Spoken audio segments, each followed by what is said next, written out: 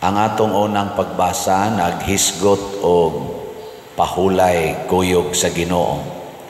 Niya gidasig sa nagsulat ngadto sa mga Hebreo ang katawhan nga nagsunod ni Hesus nga dili unta mahisama sa kadtong unang mga Israelita nga nakadungog sa mensahe sa Dios apan wa makapahuway kuyog sa Ginoo. Kay igo raman silang naminaw pero wala mutuman. Lingiyay mong tupad ing na nakapahuway na ka. Ina ko no, na nakay pahuway. Daghan kay ro mga tao nga murag way pahuway. No? Sige ra gyud pangita og kalipay bisag unsa nalay gihimo na ay tinarong, na asay binuang, kay wa lagi sila'y pahuway. Usa ra gyud ang makahatag na tog pahuway, ang pagsunod sa pulong sa Ginoo. Di kita mo sunod sa pulong sa Ginoo, bisag magsigi patag simba, bisag magsigi patag kadungog, sige tagtanaw diha anang kamo kasig sunod sa kong humili. Ana di kandaghan masad mo, salamat kayo. Sige mong sunod ani atong YouTube channel, atong Facebook page nga San Vicente Ferrer Paris Liloan. Sige sunod, napay daghang nag-reels aning akong humili, ana i-TikTok, i-reels. Dili na ako pero ako gyapon ang tingog, ako gyapon ang naong. Pero wa gyapon pahuway. Dali kay maratol, mabalakon lang gyapon kaayo, daghan lang gyapon kay kontra, kusmod lang gyapog naong. Mao man ay mga timailhan sa mga way pahuway. Magsigi gud na sila pangagho. Masigana. Bisag wa magkaalsag bugat kanang daghan kay kontra, daghan kay gikalagutan. Ay bugat kay nang dughan ana, mangagho lagi bisag wa magkargag bugat. Ana ba? Labaw na jud imong kargahan na musyagit ginas kasuko siya ganing usa mangagho na magani na. Pero kanang tao nga naay pahuway, kana bang tao ba nga malinaw ang iyang kasing-kasing, bisag purting bugata sa iyang kahimtang, sa iyang gipas-an nga problema o karga, di gina mangagho. Mag-smile ra na. Smile. Mo na nahitabo sa upat ka tao nga nag-alsa og paralitiko niya sa atong ebanghelyo. Wa sila kapuya pag-alsa. Wa sad sila nagreklamo. Pagtan-aw nila kay ila untang dadon nato ni Hesus, di man sila kasod kay porti mang daghanas tao. Wa gid sila yun. Paita ni wa sa sila mosinggit nga oy Ginoo gawas diha kay di ay paralyzed dire unsa may lang gibuhat mausad ni ang kinaiya sa mga tao nga kanabitang naay kalinaw nya relax ra ang ilang kasing-kasing o gunahuna daghan kay na sila makit-an nga mga options in life kanabitang moingon ka nga wa na kay kapaingnan di gina sakto mabta nang naanay kanta nga God will make a way when sana sumpay na when it seems there is no way. Ang Ginoo ra gyud mohatag natog opportunities nganong naa man ning ato mga worries nya magdepresyon ra badayon kay wa man ka moduol sa Ginoo.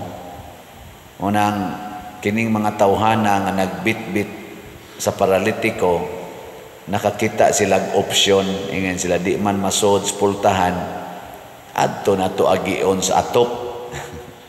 Atop ba?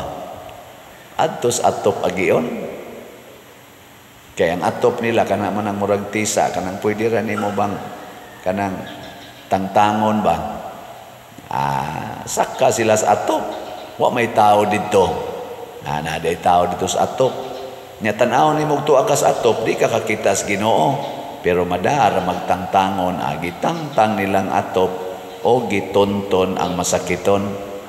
Si Jesus pod nga malinawon kaayo, wa sad masuko nga gitangtang ang ato. Nalingaw ra sa siyang gatanaw, pananglitan ron ang kawatan mutangtang sa inyong jealousy, nya naa ka sa sulod. Nya moingon ang kawatan nga kinahanglan jud ko makasud kay naa gini kaayuhan diha sa sulod, nya magtangtang siya sa jealousy. Unsa may imong bation, masuko ka dili? Awa sad kay kalinaw di ay. Na wa sa kay kalinaw, otro sa di ka nga igiyawaan. So, ayaw kasuko sama ni Jesus. Nga si Jesusan malinawon kaayo. Ana, nagtanaw ra siya nga sige sila. Wa biya itong moingon nga kausar lagi ukab. Gihinay-hinay biya itong ukab. Ana, nagtanaw ra sad siya. O iya diyang giobserbahan unsay buhaton. Oy, gitunton man ang paralitiko. Imbis masuko si Jesus, kaya naamon sad siya kalinaw siyang kasing-kasing. Nidaig siya. Ningon siya, grabihas pagtuo ani mga tawhana. Ana, naghago ko sila diya. Muna magtanaw kas kawatan, hago gyud og tangtang sa imong jealousy. Dayga, biliban ako nimo dong. Hago mo jud ka diha. Bintana ko na gud, peligro pa kag masamad, peligro pa ka mahog. Nya mihago gyud ka. Sige ngari. Lingko diri kay mga unta. Ana. Ayaw bunoga. Perti ganin paningkamot makasulod na para maduol na nimo. Himo na noong gibunog. No. Imong bana moagi gyud pultahan ika alas 12 gabi kay moadtos kabit. Unsa may mo isulti? Biliban ako nimo dong. Ana bang hago gyud ka ba? Perti gini mong hago gyud para lang gyud ka malipay. Don't worry kung saan ka masaya, suportahan ta ka. Moingon pa na imong bana, ihatod ko ngadto daybe. Hatod sa nimo. Yahaya no. Mao nay tinuod nga kalipay, kalinaw. Ana. Nya kinsa may makahimo ani? Ang naminaw ra sa pulong sa Ginoo. Kanang moingon ang Ginoo bitaw, pasaylo alag kapituan kapito. Kung tamparoson imong pikas aping, ipatamparos lang pikas. Higugmaa ang imong kaaway. Kanang mga inana ba? Buhata ang maayo ngadto sa nagbuhat nimog dautan. Nindot kay no. Og maminaw lang kita ana. Pagka nindota puy-an sa kinabuhi. Ikaw niya pader alkansi tapader nga magsigi taghago para sa kaayuhan sa uban. Kita unsa may ato. Oy, ayaw kabalaka, matud pas Ginoo, ihatag nako nimo, unsay imong nahatag ngadtos uban, ibalik na nako nimo, gatusan kapilo. Gatusan kapilo. Ang katong nagdaa nga 4 ka tawo, siguro gyud ko nagitagaan sa tug premyos Ginoo. Giayo man niya ang masakiton nga ilang gitonton. Samot na tong naghago, tagaan gitos Ginoo og reward. Muna sa ato sang pagtabang sa atong isig katawo nga maduol sa Ginoo, haron malinawon sila, kita sad tagbawon sa tas Ginoo. Kay kun atong napaduol ang tao ngadto sa Ginoo, labaw patang nahimong duol sa Ginoo.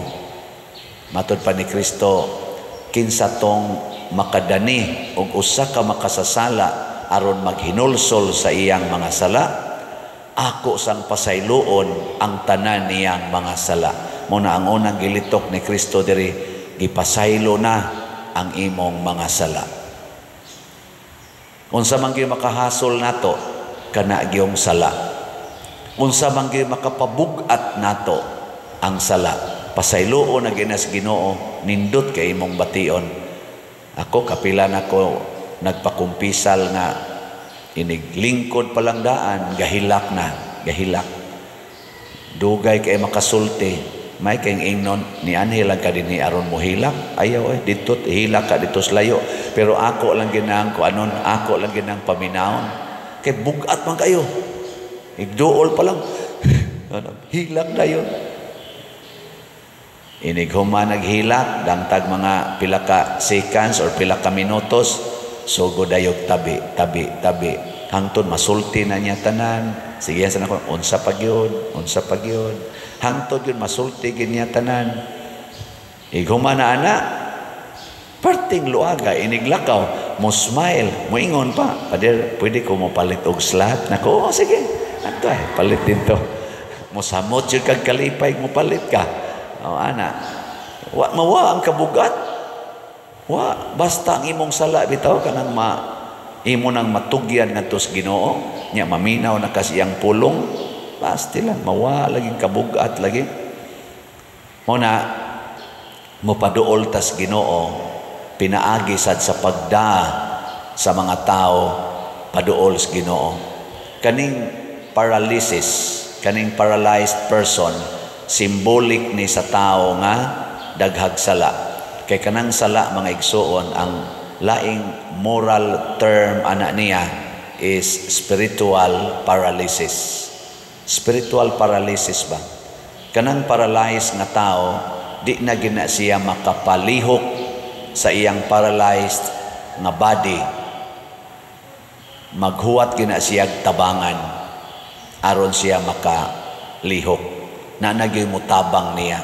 Muna ka nang makasasala, ayaw ginaging na, hundangan na, hunungan na, hunong ana, digi ka mo hunong, bantay lang yung kanako, dili na mao. Kay spiritually paralyzed man siya. Unsaon man nimo pag-ingon sa paralysis, para sa akong papa, 6 years na paralyzed, 1989 to 1995, una siya namatay. Porti na mong therapy niya, di gid siya kalihok. Kaniyang kamot, muhumok-humok na, kay kanimang half body niya ang na paralyzed, muhumok-humok na niyang kamot, among ana-anaon, therapy. Inig ka, dangtan na mga pila na sad ka, oras, agaana na sana. Niya to pa, lihok ako no, lihimo, ana yun. Lingay mong tupad. Nagusto ka maparalyze? Nagusto ka? Oo, mayon ka. Sugot mo, tagaan kag $10 billion niya, maparalyze ka. Sugot mo. Kasi mo sugot, bay, taas sa kamot. Niya, masugot mo nga, mopalit kag slot, o niya, maayo ka. Maayo ka. Sagot mo na. Oh, yeah. Nanon di man mo mupalit nga, pila raman ang 100 pesos, 500 pesos. Unsa may gusto nimo, maparalyzed ka? Unsa man ang paralyzed, dili na makalihok. Nanon di man jud ka kalihok pagkuot anang imong bulsa aron ipalit nimo og slot. Gusto kag maparalyzed ang imong kamot? Ay, pila re pagkuot ana, nya ihatag dayon ngadto. Ana ra man agod. Sige mong tigom og millions niya, inyo dayong itukod og balay niya, masunog ra. Sayang kato mga nangasunog nga balay sa LA, California, ila patong gihurot og palit og slot dinhi. Hangtod karon dito masunog, tanawa na isimbahan nga wa masunog, naasay balay sa usa ka believer wa sad masunog, di ba? Naapay mga imahin nga naug daw ang balay, pero ang imahin sa birhen wa masunog. Nganong gipakita man nas Ginoo? Hino nasa uban nga sunog sad. Gipakita las Ginoo ba nga kung duol ka nako, nothing is impossible and nothing to be worried about. Basta duol ka nako, paduol. O ang pinakaduol gid natos Ginoo, kana gyung atong pagkamanggihatagon, generosity, charity.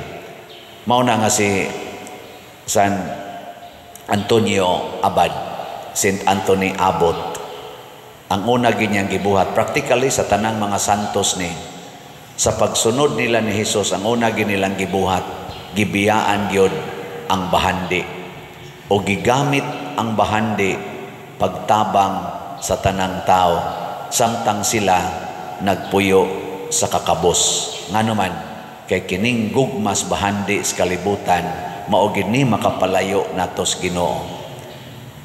Ako ginang gibalik-balik dinhi kay naa man sa Bible matud pang Saint Paul, the love of money is the root of all evils. Sige, katapusang lingi sa imong tupad. Ingna, ihurot ko na nigpalit og slatron ang akong kwarta. Ingna, ihurot ni na akong palit og slat. Kanang wa mo lingi, wa na'y kalinaw.